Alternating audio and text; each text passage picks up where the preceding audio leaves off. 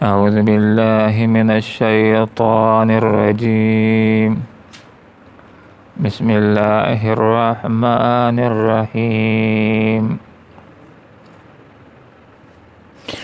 وَلَقَدْ كَرَّمْنَا بَنِي آدَمَ وَحَمَلْنَاهُمْ فِي الْبَرِّ وَالْبَحْرِ وَرَزَقْنَاهُم مِّنَ الطَّيِّبَاتِ وَفَضَّلْنَاهُمْ عَلَىٰ كَثِيرٍ مِّمَّنْ خَلَقْنَا تَفْضِيلًا.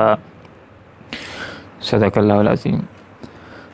سبحانك لا علم لنا إلا ما علمتنا إنك أنت العليم الحکیم.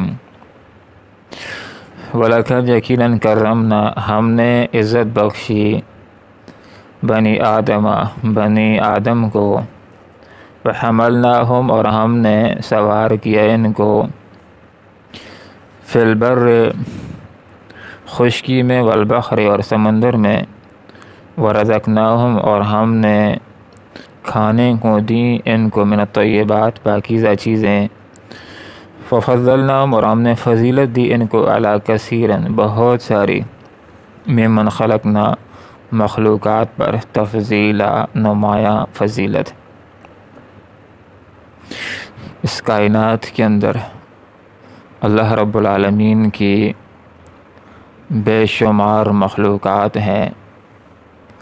ان تمام تر مخلوقات کے اندر حضرت انسان کو اللہ رب العالمین نے باقی مخلوقات کے اوپر نمایاں فضیلت دی ہے.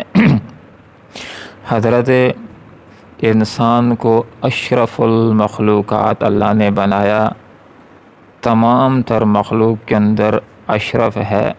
یہاں پر اس کا تذکرہ کر لیا. وَلَقَدْ یقیناً کرمنا ہم نے عزت بخشی بنی آدم کو.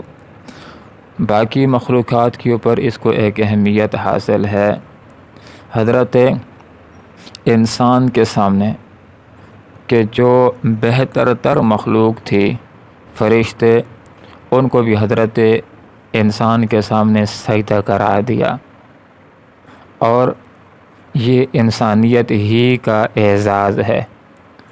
اور پھر رسول اکرم صلی اللہ علیہ وسلم سردار ہیں، یہ انسانیت ہی کا اعزاز ہے. تھوڑا سا آپ غور و فکر کریں تو ہر نہج سے آپ کو انسان کے درمیان اور باقی مخلوقات کے درمیان ایک فرق محسوس ہوگا. انسانوں کو دیکھیے اور جانوروں کو دیکھیے. اس انسان کو اللہ تعالیٰ نے بہتر انداز کے اندر پیدا کر کے بھی عزت بخشی ہے کہ باقی جانور گردن کو جھکا کر کے چلتے ہیں، یہ عزت کے ساتھ قدموں کے اوپر چلنے والا ہے. کچھ جانور پیٹ کے بل چلتے ہیں، جس طرح سانپ، اس کو اللہ تعالیٰ نے قدموں کے اوپر وقار کے ساتھ چلنے والا بنایا. جانور ہیں، ان کی لمبی لمبی زبانیں، بات تھوڑی بھی نہیں کر سکتے. حضرت انسان کی چھوٹی زبان ہے، بڑی بڑی باتیں کرتا ہے. باقی جانور ان کے جسم بڑے ہیں، سر بھی بڑے ہیں، لیکن کوئی عقل نہیں، کوئی فہم نہیں، کوئی شعور نہیں ہے. حضرت انسان کو اللہ تعالیٰ نے عقل دے کر، فہم و شعور دے کر کے باقی مخلوقات کے اوپر اللہ تعالیٰ نے عزت بخشی. حتیٰ کہ اس قدر حضرت انسان کو اللہ تعالیٰ نے باقی مخلوقات کے اوپر برتری دی ہے کہ باقی تمام تر مخلوقات اللہ تعالیٰ نے اس کے لیے مسخر کر دی ہیں.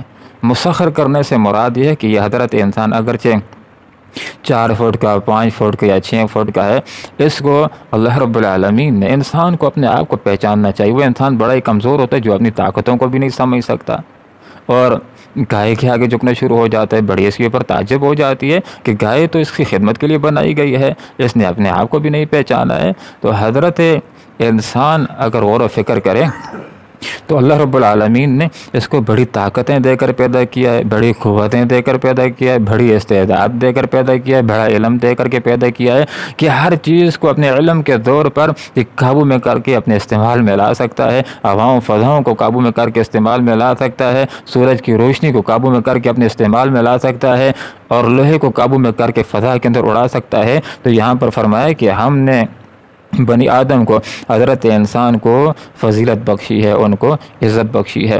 قرآن کی ایک آیت، اس کا مفہوم یہ ہے لقد خلقنا الانسان فی احسن تقویم، کہ ہم نے انسان کو بہترین ساخت کے اندر پیدا کیا ہے۔ اور بہترین ساخت کے اندر پیدا کرنے سے مراد یہ ہے کہ انسان کے جسم کو اللہ رب العالمین نے بڑے خوبصورت بنایا ہے، بڑا ہی حسین بنایا ہے۔ تھوڑا سا آپ غور کریں تو آپ کی عقل یہ بات کہے گی کہ جہاں پر اللہ تعالیٰ نے ناک لگائی ہے وہیں پر حسین لگتی ہے، جہاں پر اللہ تعالیٰ نے آنکھیں لگائی ہیں وہیں پر حسین ہے۔ اگر یہ آنکھیں ہاتھ کے اوپر ہوتی تو پھر وہ فوائد سامنے نہ آتے کہ جو اب موجودہ جگہ کے اوپر ہیں تو وہاں پر فوائد سامنے آ رہے ہیں۔ تو یہاں پر یہ بات اللہ رب العالمین نے ذکر کر دی کہ لقد خلقنا الانسان فی احسن تقویم۔ ہاں، پہاڑ بھی خوبصورت ہیں، آسمان بھی خوبصورت ہے، سمندر بھی خوبصورت ہے، زمین بھی خوبصورت ہے، لیکن ان سب سے بہترین ساخت جس کی ہے، خوبصورتی جس کی ہے، وہ حضرت انسان کی ہے۔ لقد خلقنا الانسان فی احسن تقویم، ہم نے انسان کو بہترین ساخت کے اندر بنایا ہے کہ انسان کا جسم بھی خوبصورت ہے بہترین ساخت کے اندر، اور جتنے اعضاء ہیں جس کو جہاں لگنا چاہیے وہیں پر اللہ رب العالمین نے اس کو لگایا ہے۔ پھر ایک ہی اللہ رب العالمین نے ایک کی چیز کو بہت سارے مقاصد کے لیے بھی پیدا کر دیا کہ انسان ایک ہاتھ کے ذریعے سے یہ کام بھی کر سکتا ہے، وہ کام بھی کر سکتا ہے۔ تو ایک ہی چیز ہے اور ایک وقت میں بہت سارے فوائد اس سے حاصل ہوتے ہیں۔ تو یہ اللہ رب العالمین نے انسانوں کو طاقتیں دی ہیں، اللہ رب العالمین نے انسانوں کو یہ قوتیں دی ہیں۔ تو یہاں پر یہ بات ذکر کر دی کہ وَلَقَدْ كَرَّمْنَا، ہم نے عزت بخشی ہے بنی آدم کو۔ لقد خلقنا الانسان فی احسن تقویم، ہم نے انسان کو بہترین ساخت کے اندر پیدا کر دیا ہے۔ وحملناہم، اور ہم نے ان کو سوار کیا، فی البر، خشکی کے اندر۔ تو یہ انسان ہے کہ اس کے لیے اللہ رب العالمین نے اور چیزوں کو تابع کر دیا ہے۔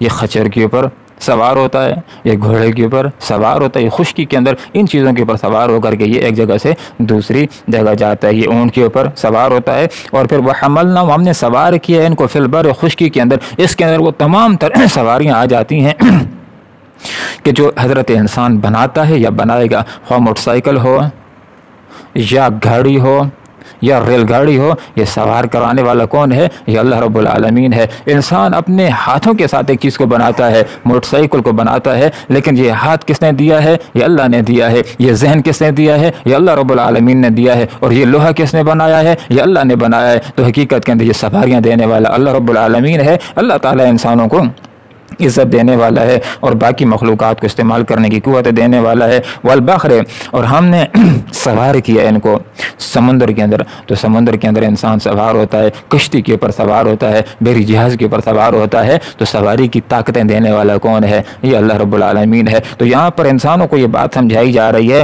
کہ انسانوں، تم کو اللہ تعالیٰ نے عزت دی ہے، باقی مخلوقات کے اوپر تمہیں اللہ تعالیٰ نے ایک اعزاز دیا ہے۔ اور پھر آپ تھوڑا سا غور کیجئے، وَرَزَقْنَاهُم مِّنَ الطَّيِّبَاتِ، ہم نے ان کو پاکیزہ چیزیں کھانے کو دی ہیں۔ کچھ جانور ہیں ان کی خوراکیں بعض اوقات ایک دو خوراکیں، حضرت انسان کی خوراکیں بھی نفیس ہیں، اور پھر خوراکیں بھی اس کی بہت سارے، چاول بھی کھاتا ہے، یہ گندم بھی کھاتا ہے، یہ سبزیاں بھی کھا سکتا ہے، یہ گوشت بھی کھاتا ہے۔ اس کی غذائیں اللہ رب العالمین نے، اور اس کو اللہ تعالیٰ نے وہ ذہن دے دیا ہے کہ نئی نئی غذائیں یہ ایجاد بھی کرتا ہے۔ تو یہ اللہ تعالیٰ نے اس انسان کو باقی مخلوقات کے اوپر یہ فضیلت عطا کر دی۔ تو فرمائے وَفَضَّلْنَاهُمْ عَلَىٰ كَثِيرٍ مِّمَّنْ خَلَقْنَا تَفْضِيلًا، ہم نے اس کو بہت ساری مخلوقات کے اوپر فضیلت عطا کی ہے۔ اللہ رب العالمین نے ساری چیزوں کو ایک طرح نہیں بنایا، جس طرح کتابیں برابر نہیں، قرآن کی اہمیت زیادہ ہے، دن برابر نہیں ہے، جمعہ کی فضیلت زیادہ ہے، راتیں برابر نہیں، شب قدر کی اہمیت زیادہ ہے، فرشتے برابر نہیں ہیں، جبرائیل امین کا مقام و مرتبہ زیادہ ہے۔ تو اسی طرح مخلوقات ساری برابر نہیں ہے، تمام تر مخلوقات کے اندر حضرت انسان اشرف ہے۔ اب اس کو چاہیے کہ اللہ تعالیٰ نے اس کو اشرف المخلوقات بنایا، تو اپنے اشرف المخلوقات ہونے کی یہ لاج رکھ لے۔ اور یہ لاج اس وقت رکھی جا سکے گی کہ جب یہ اللہ کی ماننے والا ہوگا، اللہ کے رسولوں کی ماننے والا ہوگا، اللہ کی کتاب کو ماننے والا ہوگا۔ اگر ایسا کرے گا تو پھر یہ اشرف المخلوقات کے لائے جانے کا بھی مستحق ہے۔ پھر اس کی پرواز اس سے بھی آگے ہوگی جہاں پر فرشتوں کے پر چلنا شروع ہو جاتے ہیں۔ جس وقت اپنے مقصد کو پورا کر دے گا، اللہ کی بندگی کو پورا کرنے والا ہوگا، تو پھر اس کے لیے وہ نعمتیں تیار اللہ نے کی ہیں کہ جو باقی کسی مخلوق کے لیے تیار نہیں کی ہیں۔ لیکن یہی حضرت انسان اگر اپنے مقام کو بلا دے گا اور اللہ کی کتاب کی طرف نہیں آئے گا، اللہ کی تعلیم کی طرف نہیں آئے گا، تو پھر اس کے بارے میں یہ الفاظ بھی موجود ہیں کہ کمثل الکلب، پھر اسی انسان کی مثال کتے کی طرح ہو جاتی ہے۔ کمثل الحمار، جس وقت یہ عمل کی طرف نہیں آتا تو اس کی مثال گدھے کی طرح ہو جاتی ہے۔ پھر یہی جس وقت اللہ کی کتابوں کی طرف نہیں آتا کل انعام، یہ اس کی مثال پھر جانوروں کی طرح ہو جاتی ہے۔ بل ہم عدل، بلکہ یہ جانوروں سے بھی گزرا ہو جاتا ہے۔ اگر جانور مالک کو سمجھتا نہیں ہے، اس کے پاس فہم نہیں ہے، اس کے پاس شعور نہیں ہے، اس کے پاس عقل نہیں ہے، اس کے اوپر کوئی بھی گلہ نہیں ہے، لیکن یہ انسان اگر اللہ تعالیٰ کو نہیں پہچانے گا فہم کے باوجود، سمجھ کے باوجود، تو پھر اس کے اوپر گلہ بنتا ہے۔ تو اس لیے یہ بات فرما دی گئی کہ جب اللہ کی کتاب کی طرف نہیں آئے گا، اللہ کے رسولوں کی تعلیمات کی طرف نہیں آئے گا، تو پھر اس کے بارے میں فرمایا کہ ثم رددناہ اسفل سافلین، یہ سب نیچوں سے نیچ ہو جائے گا، یہ کیا گزرا ہو جائے گا۔ پھر اور کسی کے لیے تو اللہ نے سزا تیار نہیں کی ہے، پھر اسی انسان کے لیے اللہ تعالیٰ نے دنیا کی آگ سے زیادہ گرم، 69 گنا زیادہ گرم آگ اللہ تعالیٰ نے تیار کر رکھی ہے۔ یہی انسان جس وقت اللہ کی طرف نہیں آتا، اللہ کے رسولوں کی طرف نہیں آتا، اللہ کی کتاب کی طرف نہیں آتا، تو پھر اس کے بارے میں بتلا دیا گیا کہ اولئک شر بریہ، کہ یہ بدترین خلائق ہو جاتا ہے، مخلوق کے اندر بدترین ہو جاتا ہے۔ تو انسان کو اپنے اشرف المخلوقات ہونے کی لاج رکھنی چاہیے، اور یہ لاج اسی صورت میں رکھی جا سکے گی کہ جب یہ مومن ہوگا، اپنے مقصد بندگی کو پورا کرنے والا ہوگا۔ اللہ تعالیٰ میں اپنے مقام کو پہچاننے کی اور قدر کرنے کی توفیق عطا فرمائے، آمین۔ وآخر دعوانا الحمدللہ رب العالمین۔ وَلَقَدْ یقیناً کرمنا، ہم نے عزت بخشی بنی آدم کو، وحملنا، اور ہم نے سوار کیا ان کو فی البر، خشکی میں، والبحر، اور سمندر میں، ورزقنا، اور ہم نے ان کو رزق دیا، من الطیبات، پاکیزہ چیزوں سے، وفضلنا، اور ہم نے ان کو فضیلت دی، علی کثیر، بہت ساری، ممن خلقنا، مخلوقات پر تفضیلا، نمایاں فضیلت۔ اللہم ربنا آتنا فی الدنیا حسنہ وفی الآخرۃ حسنہ وقنا عذاب النار برحمتک یا ارحم الراحمین۔